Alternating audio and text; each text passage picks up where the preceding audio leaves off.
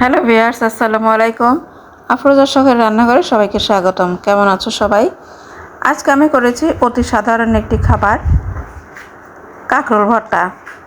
আমরা বাঙালি ভাতে ভর্তা খেতে সবাই কম বেশি অনেক পছন্দ করে থাকি। আর খাওয়ার সময় ভাতের সঙ্গে যদি থাকে একটু ভর্তা, তাহলে খাওয়াটা মনে হয় আরও খুব ভালো হয়। আমি আজকে কাঁকরোল ভর্তাটা কিভাবে করেছি চলো দেখে নেওয়া যাক। আশা করি তোমরা সবাই আমার সম্পূর্ণ ভিডিওটার সঙ্গে থাকবে।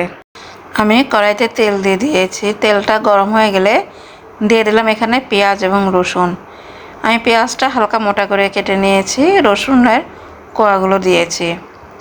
রসুন এবং পেঁয়াজটা হালকা নেড়ে চেড়ে দিয়ে দিলাম এখানে 1 পিস মাছের টুকরো। আমি 1 টুকরো মাছ দিয়ে দিয়েছি 3-4টা কাঁচামরিচ। এখানে আমি পরে চিলি ফ্লেক্সটা ব্যবহার করব। মাছটা দিয়ে আমি হালকা একটু পেঁয়াজ রসুনের সঙ্গে ভেজে নিয়ে দিয়ে দিলাম কাঁকরোলটা আমি 3-4 মিনিটের মতন ভাপ দিয়ে নিয়েছিলাম ভালোভাবে, যাতে করে কাঁকরোলের কাঁচা গন্ধটা না থাকে।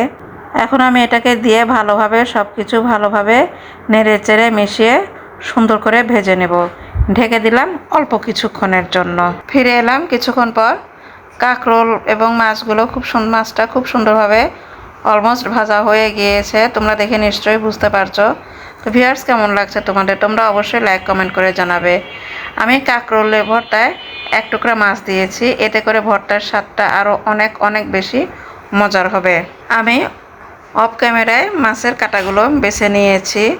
এখন আমি এটাকে একদম ভাজা ভাজা করে নামিয়ে নিয়ে ভর্তা করে নেব। হয়ে গেল কাঁকরোল ভর্তা। ভিউয়ার্স, এটা আমি মিক্সারে করেছি। তোমরা এভাবে সুন্দর করে মিক্সারে ভর্তা বানিয়ে খেতে পারো। তো কেমন লাগলো কাঁকরোল ভর্তা? অবশ্যই তোমরা লাইক কমেন্ট করে জানাবে। আর আমার চ্যানেলে নতুন হয়ে থাকলে প্লিজ সাবস্ক্রাইব করে পাশের বেল আইকনটি বাজিয়ে দেবে। ভিউয়ার্স, তোমাদের প্রত্যেকের সাপোর্ট এবং সাহায্য পেলে তবে আমি সামনের দিকে এগিয়ে যেতে পারবো। আশা করি তোমরা সবাই আমাকে সাপোর্ট করবে। আল্লাহ হাফেজ।